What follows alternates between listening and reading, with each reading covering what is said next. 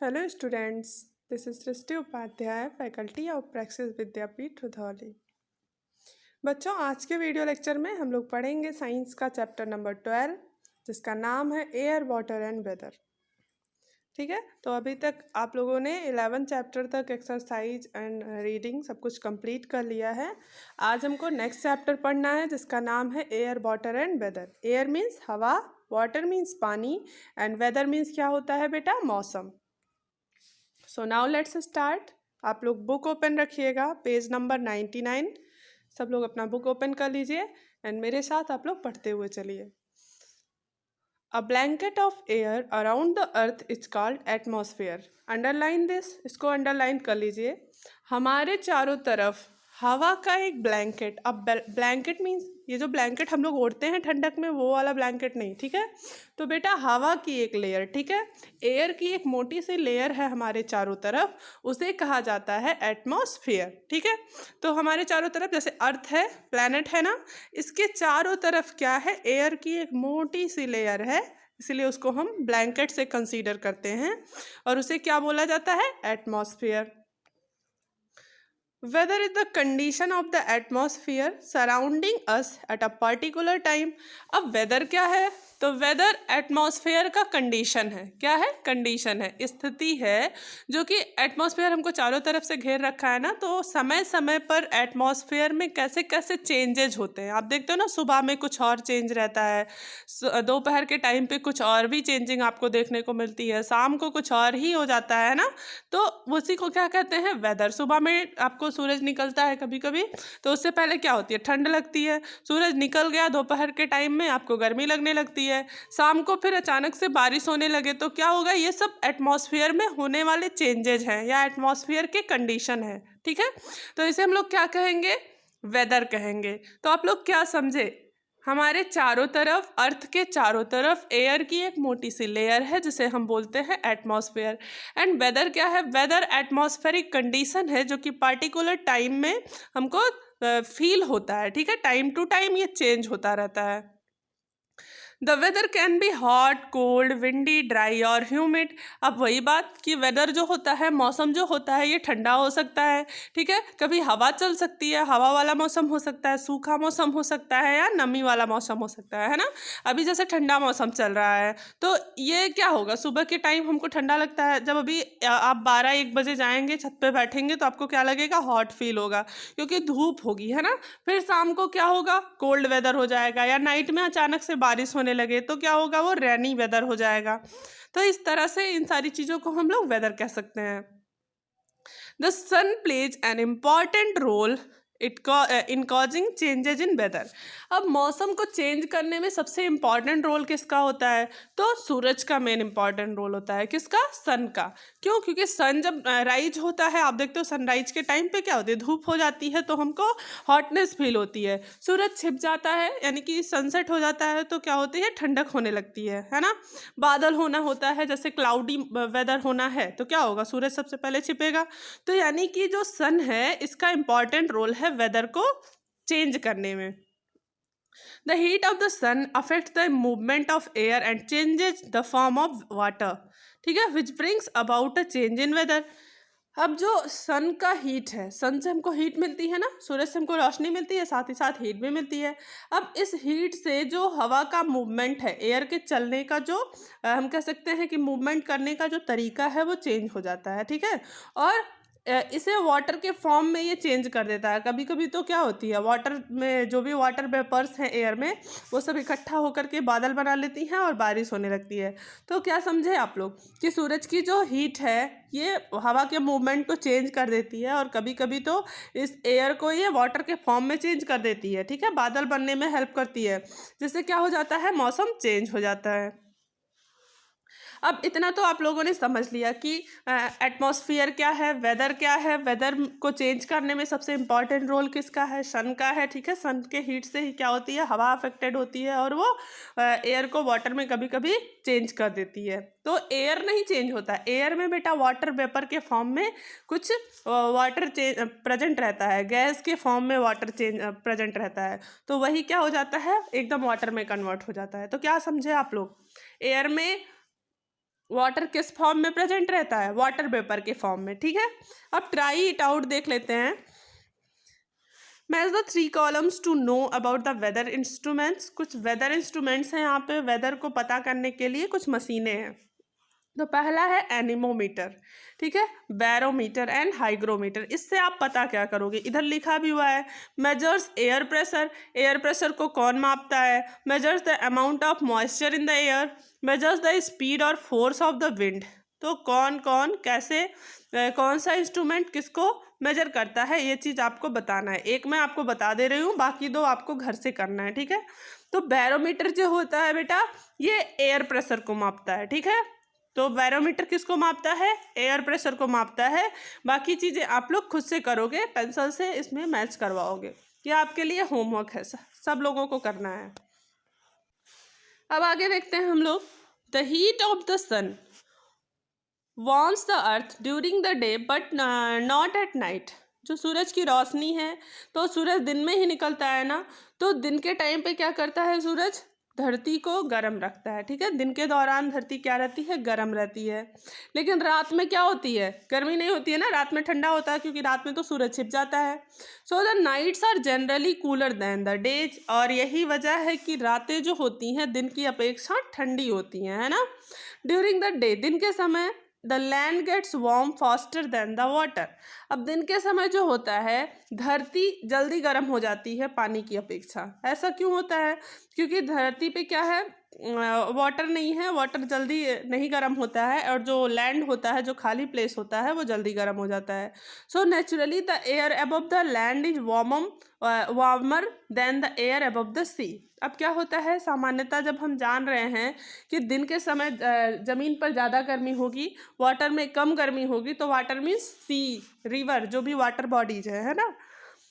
तो ज़मीन के ऊपर की जो हवा होगी दिन में क्या होगी? गर्म होगी। दिन में धरती पर गर्म हवाएं चलेंगी, और जो वहाँ पे होगा समुद्र में, वहाँ क्या होगा? वहाँ पे हवाएं ठंडी होंगी। आगे देखते हैं सीजन्स। आगे हम क्या पढ़ेंगे? सीजन्स के बारे में। सीजन मीन्स क्या होता है? सीजन भी मौसम होता है बेटा, बट सीजन जो होता है ये लॉन्ग टाइम के लिए होता है, ठीक है।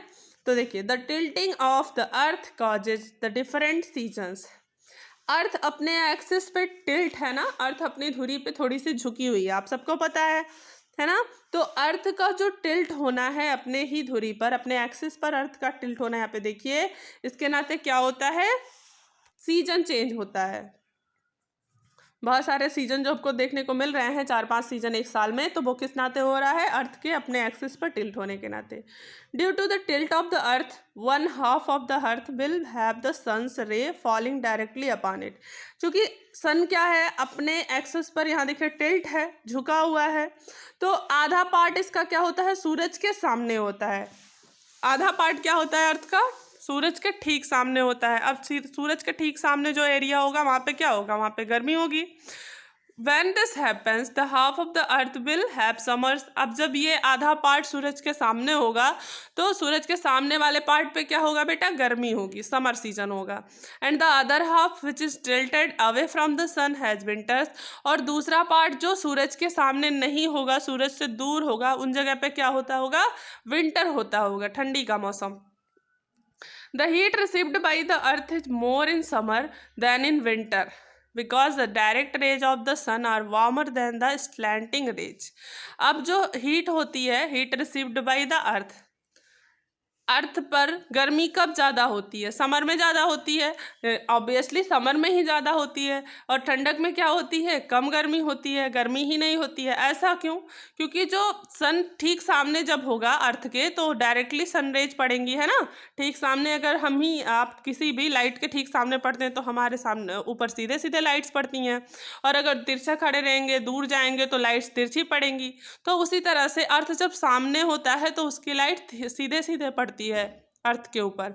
और जब अर्थ के पीछे होगा सूरज, ठीक है, तो क्या होगा? या तिरछी पड़ रही है सूरज की किरणें अर्थ के ऊपर, तो स्लैंटेड रेज मीन्स होता है, स्लैंटिंग रेज मीन्स होता है तिरछी पड़े सूरज की किरणें, तो क्या होगा? यहाँ पे ठंडक होगी, या उतनी ज़्यादा गर्मी नहीं होगी। तो आप क्या समझे? सीजन्स क्यों चेंज होते हैं? अर्थ के उसके धुरी पर झुके होने के नाते। और जब अर्थ क्या होता है, जैसे झुका हुआ है अपने धुरी पे, तो जो पार्ट उसका जो पार्ट उसका बेटा सूरज के ठीक सामने है वहाँ पे क्या होगी, गर्मी होगी, और जो पार्ट सूरज के पीछे है वहाँ पे क्या होगी, सर्दी होगी। आगे देखते हैं, the causes winds to blow, the sun causes winds to blow. सूरज जो होता है इसके नाते हवाएं चलती हैं। The movement of wind is affected by the heat of the sun. तो हवा का जो मूवमेंट होता है आपको पता है कि सन के हीट के नाते होता है, ठीक है, उसका मूवमेंट अफेक्टेड होता है। हवा की जो मूवमेंट है वो सूरज के द्वारा अफेक्टेड होती है। The heat of the sun heats up the air. अब सूरज की जो रोशनी है इसकी वजह से हवा भी गर्म हो जाती है, कभी कभी गर्म हवाएं चलती हैं ना, तो जब हवाएं चलेंगी तो सूरज की रोशनी, बहुत तेज़ धूप है और साथ ही साथ हवाएं चल रही हैं, तो वो हवाएं कैसी हो जाती हैं, गर्म हो जाती हैं। After heating air becomes lighter and riser. जब हवाएं गर्म हो जाती हैं तो वो ऊपर उठ जाती हैं। गर्म होने के बाद कोई भी चीज़ हल्की हो जाती है ना, तो गर्म होने के बाद जैसे हम कह रहे हैं मैटर ही, उसको गर्म किया जाता है तो उसके मॉलिक्यूल्स क्या होंगे, दूर दूर भागेंगे, ठीक है, उसको हीट मिलेगी। तो इसी तरह से एयर क्या है, मैटर का गैसियस स्टेट है, गैस स्टेट है। तो एयर जब गर्म होगा तो उसके मॉलिक्यूल्स थोड़ा दूर दूर होंगे और वो हल्के होकर के ऊपर चले जाएंगे। एयर ऊपर जाएगी तब क्या होगा, the cool air which is heavier. अब जो ठंडी हवा जो भारी है moves to take its place, तो वो आ जाती है नीचे इस गर्म हवा का जगह लेने। मान लीजिए यहाँ पे गर्म हवाएं थी, सूरज की रोशनी से, मान लीजिए नॉर्मल हवा थी, ठंडी हवा थी, सूरज की रोशनी से यह हवा गर्म हो गई और कहाँ चली गई, ऊपर, हल्की होकर के ऊपर चली गई। अब इस हवा की जगह पे जो ठंडी हवाएं रहेंगी, जो भारी हैं, वो आ जाएंगी और इनकी जगह पर रहेंगी, ठीक है। This upward air current is not called the wind. अब ये जो ऊपर चली गई है हवा, गर्म हवाएं ऊपर चली गई हैं, उसे हम हवा नहीं कहेंगे। But the flow of air along the ground is called the wind.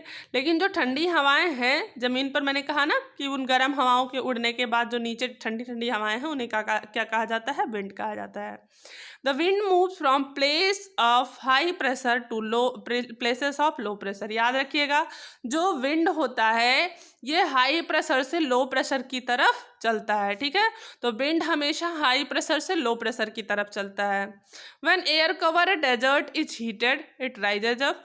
जब कहीं भी एयर किसी डेजर्ट के ऊपर है, किसी रेगिस्तान के ऊपर है, तो क्या होगा, वो गर्म होकर के ऊपर उठ जाता है, क्योंकि वहाँ पे बहुत ज़्यादा गर्मी होती है रेगिस्तान में, है ना। The cool air comes from a long distance to take its place. उसके बाद दूर दूर से जो ठंडी हवाएं होती हैं तो इन गर्म हवाओं का जगह लेने आती हैं। मान लीजिए ये कोई रेगिस्तान है, यहाँ पे जो गर्म हवाएं होंगी ये ऊपर चली जाएंगी, फिर दूर दूर से आसपास की जो ठंडी हवाएं होंगी वो इस गर्म हवाओं की जगह लेने आ जाएंगी।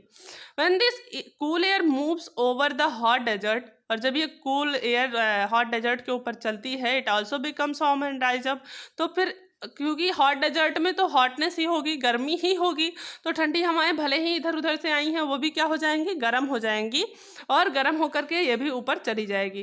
This process is also responsible for लू। और यही प्रोसेस जो होता है लू के लिए जिम्मेदार होता है। लू गर्मियों में चलता है ना बहुत तेज से गर्म हवाएं, तो ये कैसे चलता है, क्यों चलता है, क्योंकि धरती जब बहुत गर्म है तो वहाँ पे जो भी आसपास की ठंडी हवाएं आ रही हैं वो गर्म होकर के क्या होंगी, ऊपर उठ जाएंगी। फिर आ रही है ठंडी हवाएं, फिर गर्म हो जाएंगी वो भी, क्योंकि वो प्लेस ही हॉट है ना। अगर वहाँ पे ठंडक होती, कुछ ऐसा होता, सोर्स की थोड़ा बहुत नमी है, तो क्या होती, हवाएं हमेशा गर्म नहीं होती। तो इसी वजह से क्या होती है बेटा, लू चलती है, ठीक है। तो लू के लिए कौन रिस्पॉन्सिबल है, हॉटनेस, ठीक है, या हम कह सकते हैं सन। तो इस तरह से आपको समझ में आया कि सन क्या होता है, ये हवाओं के लिए रिस्पॉन्सिबल होता है, हवाओं के मूवमेंट को ये इफेक्टेड करता है कि कौन सी हवा गर्म होकर के हवाएं क्यों ऊपर चली जाती हैं, क्योंकि वो सन हीट से बहुत ज़्यादा गर्म हो जाती हैं। तो आज हमने क्या पढ़ा बेटा, हमारे चैप्टर का नाम है एयर, वाटर एंड वेदर। तो एयर हमने देख लिया, एटमॉस्फेयर क्या होता है, वेदर क्या होता है, सीजन क्या होता है, सीजन्स क्यों चेंज होते हैं, है ना, सन अर्थ के अपने एक्सिस पर टिल्ट होने के नाते। इसके अलावा विंड्स को कौन अफेक्ट करता है, तो आपको पता है कौन अफेक्ट करता है, सन। तो आज के लिए बस इतना ही। नेक्स्ट वीडियो लेक्चर में हम लोग बात करेंगे सी ब्रिज एंड लैंड ब्रिज पे, ठीक है। तो सी ब्रिज और लैंड ब्रिज क्या होता है, पीछे वाले टॉपिक से ही रिलेटेड है ये टॉपिक। तो आपको पहले क्या करना है, इस टॉपिक को अच्छे से रिवाइज करना है, फिर नेक्स्ट वीडियो लेक्चर में हम लोग इस टॉपिक को फिनिश करेंगे। Thank you.